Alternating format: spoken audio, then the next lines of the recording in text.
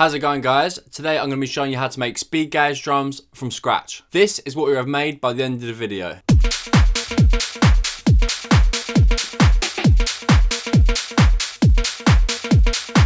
The most important thing about speed gauge drums is the groove, and in this video I'm going to be showing you exactly how to get that groove right. Great, so let's start with a MIDI channel. Let's create a new MIDI. So highlight, insert MIDI. We could probably drag that a bit shorter. We then want a kick on every beat. So just drag out on every beat. Click Command D for that to be duplicated. Let's then label this kick. Let's go to our drums pack. Today I'm going to be using my Speed Gauge Volume 2 pack. The pack's got over 350 one-shots, loops and effects for making the sickest speed gauge. The link for that is in the description. I've got a 2-for-1 offer at the moment, and that's going to be on till this Sunday. Great, let's have a look through the pack and find a nice kick.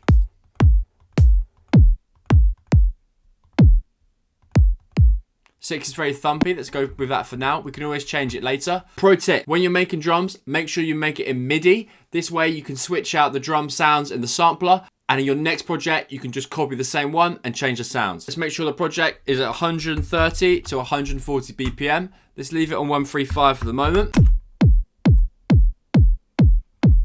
Now we've got the kick. Let's make a clap. So same again, insert a new MIDI. On every second beat, let's find a clap.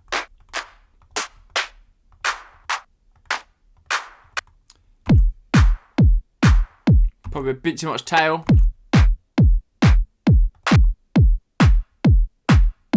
When it comes to claps and hats, it's always best to layer them. So let's settle for this one, which is nice down the middle. And then let's find one with a bit more tail on it.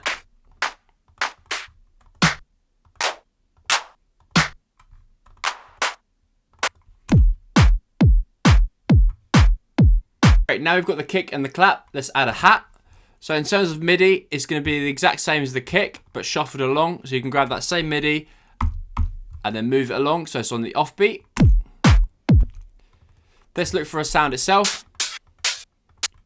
If you double click, it loads it straight into the sampler.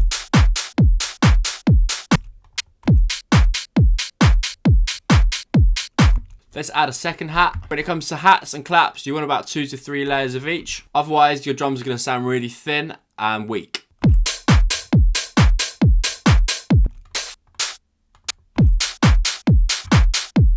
Maybe a third hat. Looking for one with a little bit of a longer tail.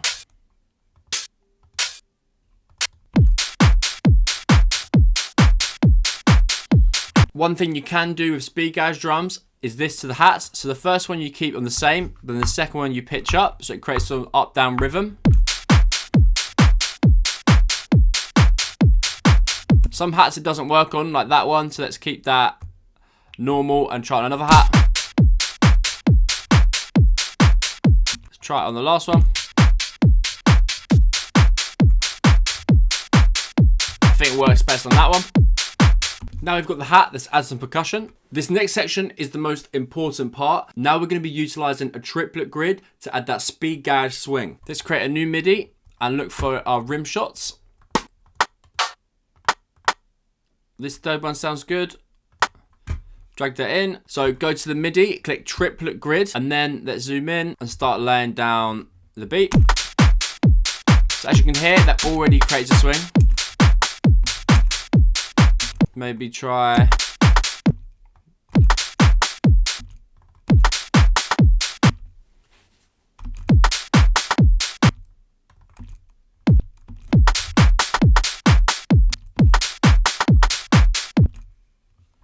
just duplicate that.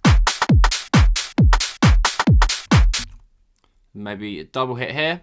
See, if you were not on triplet grid, that note you wouldn't be able to hit. Same with these notes here, that note. So it's only possible when you've got the triplet grid on, so that's why you've got to make sure you've got that on.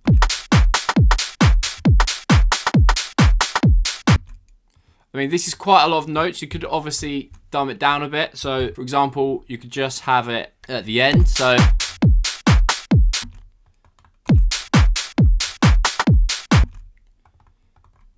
something like this. Cool. So one at the start and then these at the end. And just duplicate that.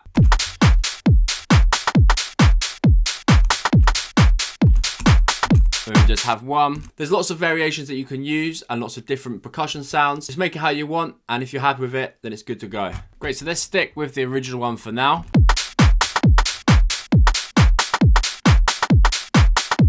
Let's see if we can use a percussion sound rather than a rim shot, sort of spice up a bit, because as we've gone for quite a lot of hits, I think that's probably too many rim shots. I mean, let's leave it there for now and try it with a different sound. Let's go over to our perk.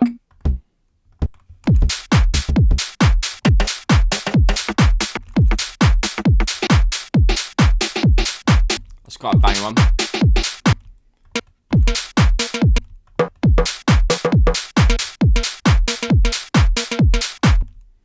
Let's try adding a little bit of EQ because it's a little bit loud right now.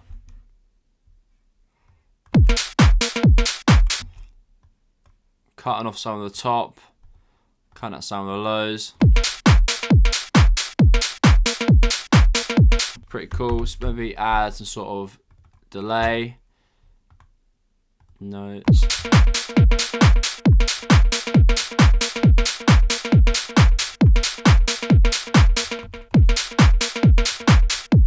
Let's go back to our rim, see if we can add in a couple more shots.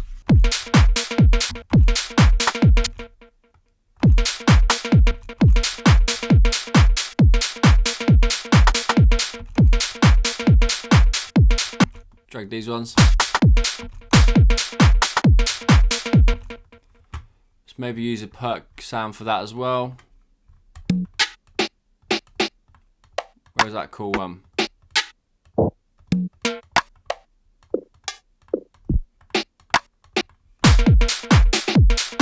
Yeah, that's cool. Let's maybe add a little bit of reverb on it.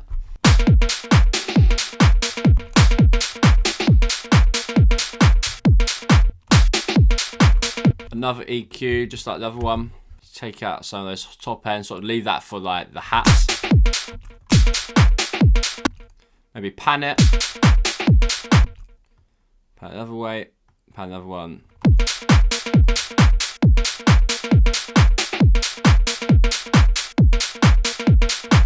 Great, now we've got the percussion down, we can work on the high end. The sort of energy comes from the high end in these sort of tracks. So let's firstly add in a closed hat loop. So you can use the exact same MIDI as the kick, so it's just hitting on every beat. Let's go and find a closed hat.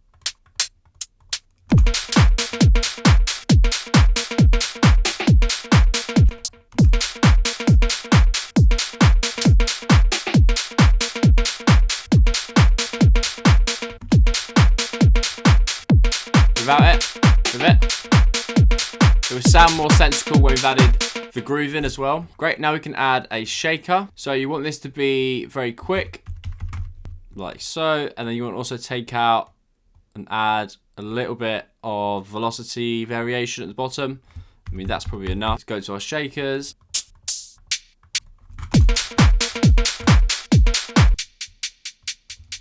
Maybe make that quicker. So I'm just gonna half that. Cut the first note out.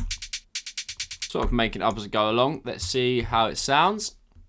Let's just play it all the way through.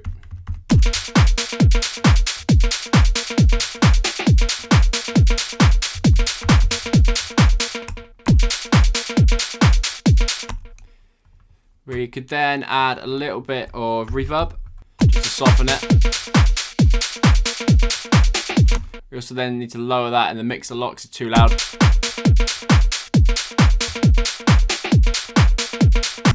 Add a bit of auto pan. So these are two things we can do with this. So swing it so it's going from side to side. As you can hear it going, moving from left to right. Let's make it a little bit quicker. When you're going, lower the amount a little bit, otherwise it's too much.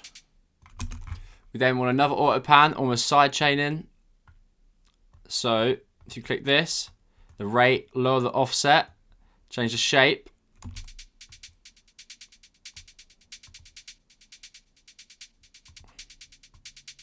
Put it to 1/4. Then almost side chains like a kick. And that sounds a lot more organic and like a real shaker. without it.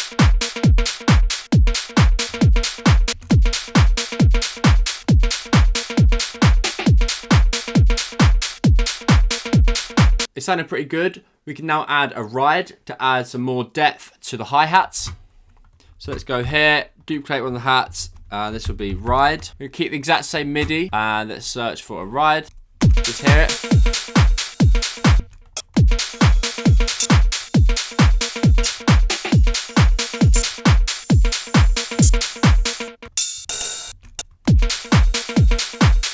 Let's go for that. Let's add some reverb. Let's lower the sustain, and then we can mix it in by using the decay. So this is the length of the hit.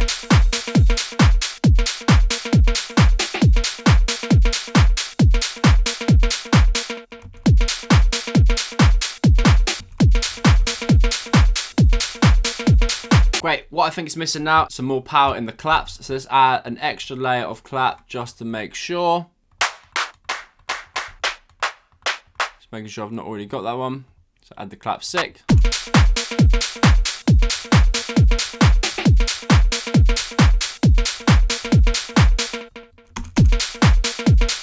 Great, I'm not going to fully mix them down because I think they're probably sounding alright already and my ears are a bit fatigued from just listening non-stop. But let's group them. The drums, I normally keep the kick separately. So on the drums themselves, I normally add a sort of reverb. So drums, reverb. There's quite a good one, and I've got a lot of expensive reverb plugins, but honestly, I do feel like this is actually my favorite. Here you go, drums, room, reverb. And then you want to drag that onto the return channel, delete the one that's already on there, and then drag that in.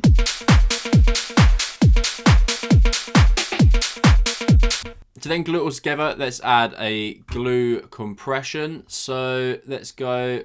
I really don't like the layout of this new thing where it's in subcategories. I prefer it in Ableton 10 where it wasn't like that. But we've got glue compressor, and let's just find full parallel is my go-to. So let's just solo without the kick.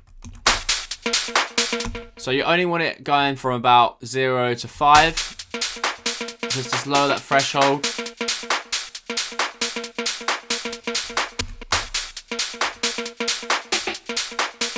Increase the gain. You don't want to be making it louder or quieter, you want to keep it the same.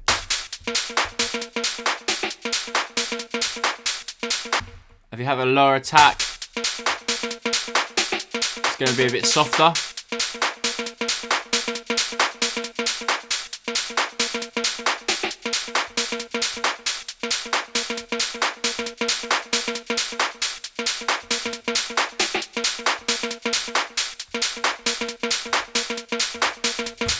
Let's hit it with the kick.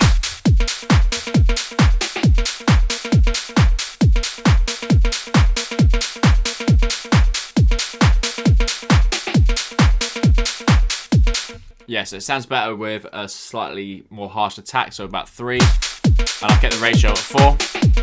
Again, there's no real rhyme or reason to this. I'm just sort of listening by ear to see what I think sounds better. Now we've got that, let's add an EQ. So let's go to EQ, EQ8, put it in oversampling, and let's just make sure on the high end there's no sort of unnecessary frequencies.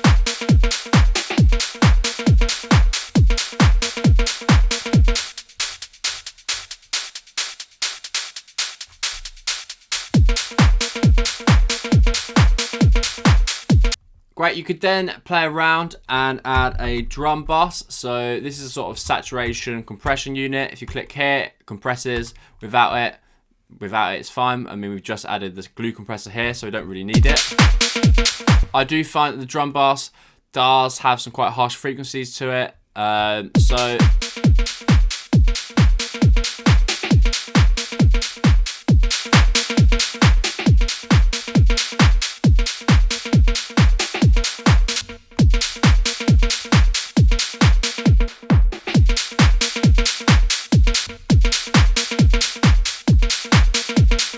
the trim here is just volume.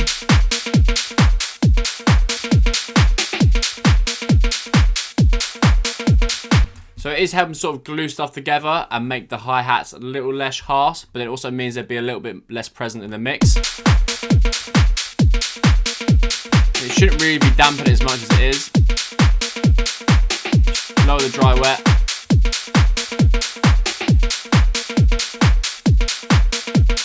So yeah, that's completely optional. Pro tip, you don't want to spend too much time mixing down your drums when you're making them, as this is more of a job for the mix down. Otherwise, they might not work in reference to your bass and vocals, and you might have to end up mixing the whole thing again. The last and final tip, this is the most important tip of all of them. So, we need to add swing. Go into this, go to groove, open up the groove pool, and a good sort of one to go around is, I'd say, the 60 and the 61. Although there's a little bit too much swing sometimes. So we could just go for a 60. So let's just drag that on all of them. So let's just highlight. If we click one, and we could highlight. And drag that one. And now it puts on all of them.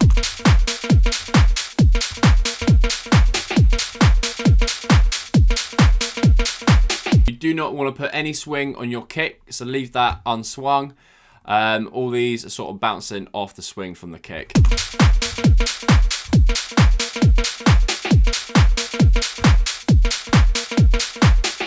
Again, maybe there's better swings, so we could try a few others. If we highlight, open the groove pool, hear what it sounds like with maybe a 64.